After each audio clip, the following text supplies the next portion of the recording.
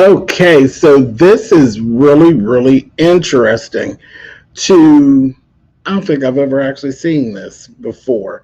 And I've been doing reality shows for a real long time, but to literally take your reality show, give the show a complete new overhaul, and then re-up the brand, change the title just a smidge, and then drop it as a new show, absolutely brilliant.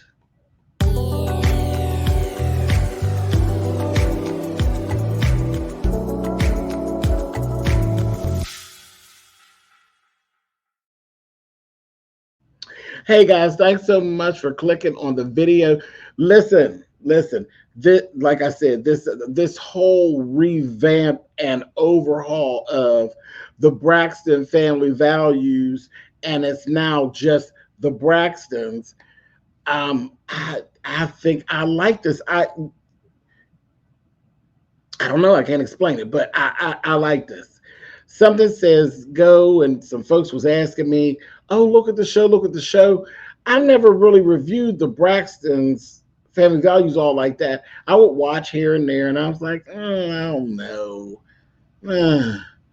But for whatever reason, this whole new thing, I think this overhaul of the show is good. I think it's classy. The way it's done is very grown and grown up. The transitions are real ethereal and very feminine. And it's a whole cast of women, beautiful women, and the show right now is just really pretty, really well thought out, and it just looks good to me. So I'm really in. They grabbed me right in the first episode. I said, wow, I couldn't believe it. I couldn't believe it grabbed my attention like that. I was literally sitting in my sewing room, and I'm in front of the sewing machine, and I'm doing different stuff, and I turn around like, whatever, because shows that I really like and I'm really reviewing and paying attention, I'll just watch the show, and I sit down with a pen and a pad and I'm watching the show. I usually don't do other things while I'm watching those shows, but I ended up, like I said, I was like, that's the Braxtons. I'm just going to go and watch. I don't know whether I'll run a review. I don't know, whatever. I was sitting there. I grabbed a piece of paper. I started writing a little bit. And then I literally just was sitting in the sewing room. I wasn't sewing a thing. I was literally watching, just straight up watching for the first 2 episodes.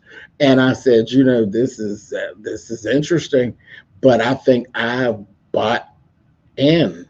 I think I've literally bought in to the Braxtons. So this is it. Let's go. The Braxtons, season 1, episode 1. Yeah, let's do it. Okay. So this first episode, they really do. It's the 2 days before the 2-year anniversary of Tracy's passing. And that's what we're basically doing. It's like we're getting up to the 2-year mark of her passing, and the 2 days before this. Okay, so this was deep. It really was. It was, but not to the point where it was like hard to watch. At first, it was jarring, and it was kind of triggering me a little bit. Especially they were showing like, so why are they showing Tracy like this? They're showing her, toward the end. And I'm like, but again, you all need to see it. You all need to see it. And I'll say you all, and I take myself out of the you all, because I know what cancer looks like. I know what it feels like to be fighting cancer. I went through it. My family went through it. Thank God that I'm actually, I made it out and I'm doing well. But I know what that fight looks like personally. So that's why I say you all, people who don't know anything about cancer, or haven't gone through it with a family member or anything like that, because your circle, your inner circle, people who care about you, they go through it right alongside of you. Whoever is helping to care for you, they really go through it. And we got to see a lot of that. A lot of that in the show. We got we got to see what was really going on. Anyway, so then we got Towanda. Towanda actually is going through alopecia. So they're really sharing a lot. They're really sharing a lot of really personal stuff. And I'm like, not just them, because that was my whole thing. It's like, if it's just going to be the sisters fighting and arguing amongst one another, I don't know if I want to hear it. And then the thing is, when you get in here, we see that the sisters' bond is basically as low as it's ever been. They're so disconnected. And that was a little bit of a turn off for me, but let's see if they can get it back. Because I just got to think about sisters. And, my first thing with sisters that I knew of is my grandmother and her sister. And my grandmother and her sister, and it's funny enough, their names are actually Thelma and Louise. And that's how they rode. Thelma and Louise. I don't give a damn who it was. Nobody came in between Thelma and Louise.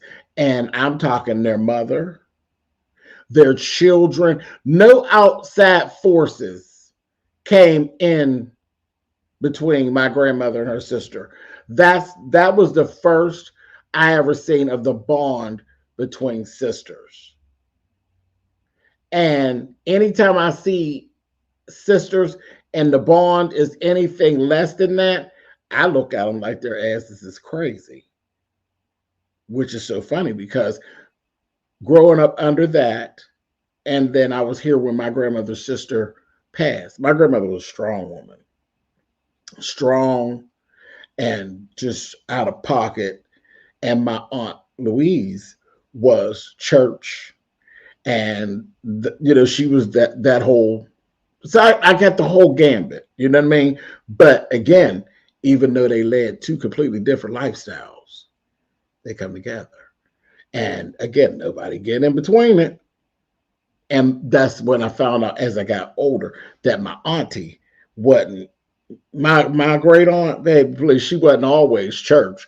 She did the same things my grandma did. She drank her liquor, she gambled, she did all the same things, but her life actually took her that route of going to church and stuff. And then later in life, my grandmother ended up going to church. I said, boy, I wonder what Aunt Louise would have thought about that when she actually saw my grandmother end up joining the church and being serious about the church and all that. Child, my grandmother stopped drinking, but she never stopped being a hellfire. But, just those kind of things. And then growing up under that, then I see my mother and her sister, and it's the complete opposite. It's the complete opposite.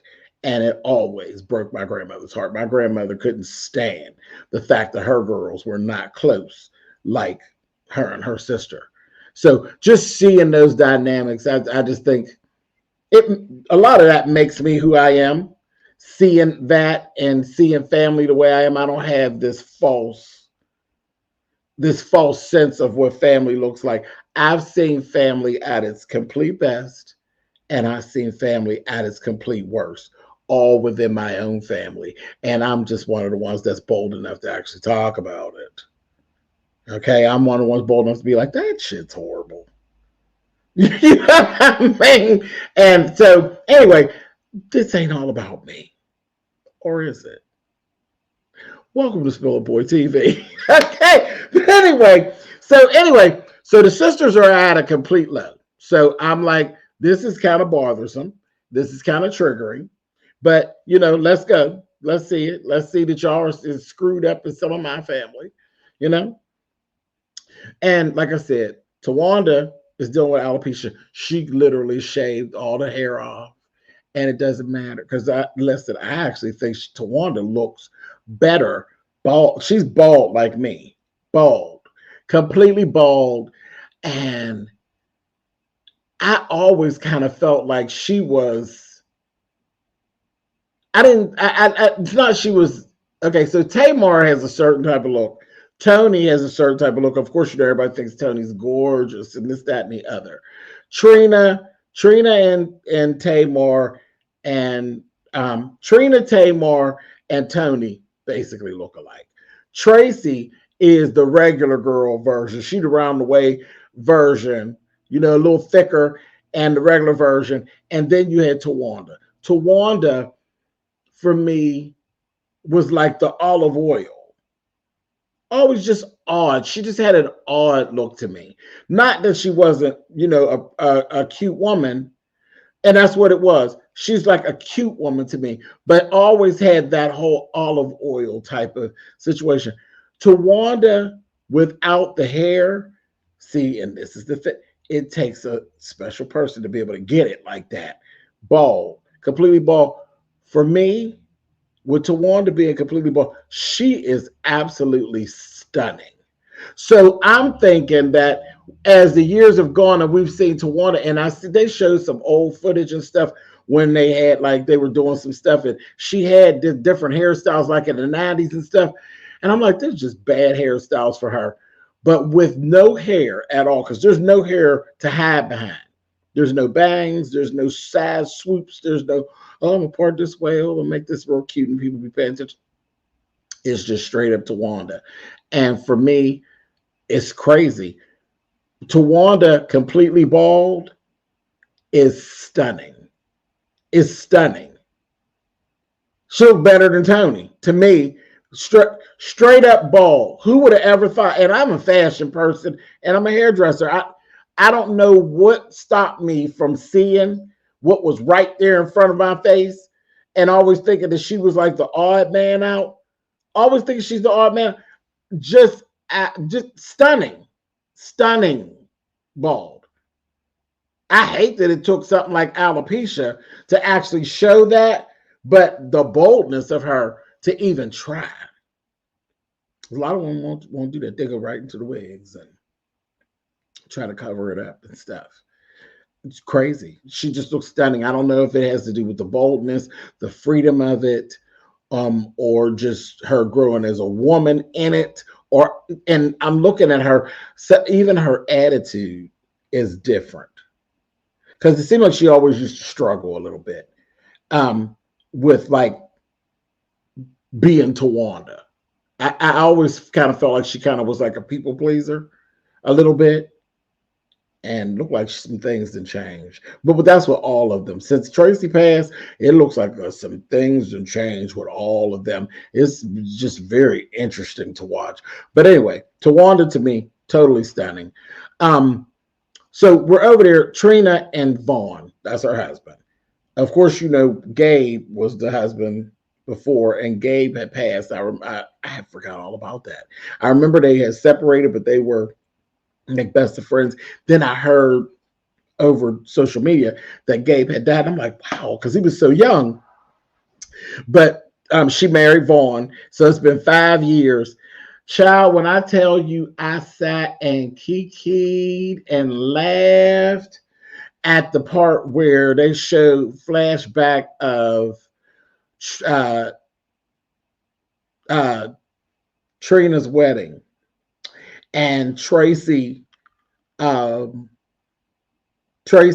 holding the dress and just being Tracy, because Tracy was always so goofy and so clumsy and so normal and regular, you know. And it's funny, like, because my mother's real clumsy like that, clumsy, trip over shit that ain't there, and it just be like, girl, what? And when she was walking and trying to hold the dress and then fell all upside the wall, it was a whole production, that fall that she took. I was screaming, laughing. I was like, now that is why we all love Tracy, because she's just so real and just so awkward and just so Tracy. I was dying laughing. I said, man, we going to miss Tracy on the show. But I fell out laughing. And she said, listen, it's a lot. There's a lot going on. I can't hold her, me, and the dress up. I said, Lord have mercy. Tracy, fun, hilarious. I said, oh my gosh. So, like I said, it feels like the sister passed and the sisters are very strained. And you just see that they really don't communicate all like they used to. Then Trina has shared, she basically feels like little Kevin. Y'all remember little Kevin? Little Kevin is Tracy's one and only child. She feels like his dad literally shut down and just has not been there for him. Like with the death, like he took because him and Tracy was really like, yeah. And it's like he shut down, like he didn't take it well, and he shut down, and he's not been there for little Kevin like Trina feels he should have. I was like, I don't know if I want to touch that. I said, I'll see what happens going forward with that. I don't know. I mean, because I don't know. I don't know what you say about how somebody, they're grieving and they're not there for somebody else. Like, how do you place the blame? What blame what? I'm going through. I can't help you if I can't help me. Grief is different for everybody and the way they cope. And sometimes you got to find how to cope. And we found out later, Trina, you're the perfect example of how you can't help nobody. You can't help nobody. Okay, so 2 days before the anniversary, because we go backwards. We run the tapes back. 2 days before, Tony pulls everybody together for dinner because that's just what she does. It's time for the show. It's time for us to film. This first time they're filming together. And wouldn't you know it, Tony got bad news. Because remember, Tony got lupus and all kind of other health issues. She's going back on tour and all of this, and some stuff has actually come up. Okay. She actually needs surgery. She needs bypass surgery, and she's trying to do what it is that she wants to do. Having a little bit of a hard time here and there, but when she found out about the lupus and stuff, she got sick when she was on her tour. She was on tour. I think it was when she was doing her residency and stuff in Vegas is when she found out. So it's like, oh boy. Okay, here we go. So she don't know how to actually break it to him. So it's like heavy. And then the doctor told her, you really do need this bypass surgery. And the whole thing, where the major part of it, they told her flat out, if you were to have a heart attack, and it's very possible that you can just come up on you. If you don't go ahead and get this surgery, you're not going to survive it. Flat out. You just not. If you were to suffer a heart attack, it's going to take you up out of here. So she's been having a hard time with that. And she's even having a hard time even trying to deliver it. In the midst of that dinner, we also found out that little Kevin is going through a divorce. So on top of Tracy passing, he ain't got no siblings like that. So, it's just him. He's just on his own with it. His girlfriend or his wife used to be really, really close with Tracy. She now has gotten out of the picture, and she didn't left him. So there's that. Tony is actually dealing with a little bit of survivor's remorse, basically, with Tracy's passing. See, the family is in a dizzy tizzy for the most part. A lot of the sisters. Towanda, and we'll get into that. Towanda, not so much. Tamar, yes, but Tamar's situation is more a Tamar situation. It really doesn't have so much to do with the passing. It just has to do with her dysfunctional being in the group as a whole. And then to top everything off, Trina and Towanda show up in the same outfit. And I said, God knows them was the same outfit because they was both wrinkled. I said they was Same outfit, down, down, down. Both of them was wrinkled. I said, Lord have mercy. I know that wasn't like that when they put it on. That's just, it's the fabric. Cute little dresses, though. Very cute, summery type of dress. Real cute, real fashionable, real cute, but just a bad fabric. And I said, where's rayon when you need it? Now, I could do a whole nother video about that. Y'all remember rayon? I thought rayon was like the best fabric ever. It had the luxury feel of silk, but not all the wrinkling, not all the making you sweat. And it came in all these different beautiful colors and stuff and all of that. And it was so rich, and a good piece of rayon was fabulous, but it wasn't good for the environment. So they did away with it. So they don't make rayon anymore. But those dresses would have been perfect in rayon because they wouldn't have been all wrinkled up like that. Anyway, but that's a whole nother thing for another time, baby. I love rayon. Anyway, moving on. Okay, so that's that. And they decided after they go through that dinner, they get it all out. Tony tells them what's all going on. Of course, there are breakdowns. She goes more into her feeling as though she's like the whole survivor's remorse thing. She's like, she didn't go real deep into it, but she just saying, she's just having a hard time. She's like, how can I even be here? Like, I'm the one that was sick. Whoever seen that coming? How is it that Tracy passed before me? That should have been me. I was the one that was sick, not Tracy. I'm like, oh, that's heavy. That's heavy too. They got real stuff going on. So I said, this is crazy. It's something that they really decided to share these things while actually going through it, and I don't feel like they worked through their problems and then tried to recreate it for us for a reality show. I think they learned that putting on don't work with reality TV. Putting on is what what's killing reality TV is the put on of it. And they were bold enough to really put themselves out here and actually show it. And I'm like, okay, so hats off to you all. I don't know how it's going to turn out, but it's a bold move. Bold move. And from the looks of it, it looks like a smart move. If you can do it. Everybody can't. All right, so, yeah. And they pull everybody in for this because they've decided to do council. They decided to do council, and they pulled everybody in. Daddy, Mommy, Kevin, all the girls, the Braxton girls, and basically nobody is actually ready to talk. That's why I said they ain't doing like a reenactment. No, we're ready to stand still. Nobody's really ready to talk. Nobody's really ready to talk. Here's the thing.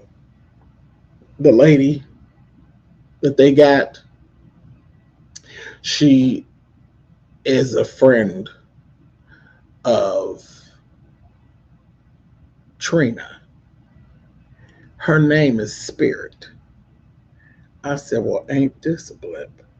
Her name is Spirit. And I'm going to talk about that in the next episode. That's all I got for this one right here.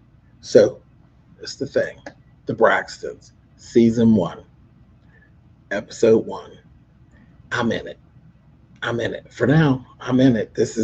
I'm sold. I'm sold. I'm buying it all. I like it. I like it. I like it. So we're going to walk this and see what goes on. All right, y'all. I will talk to you all in the next episode. Later.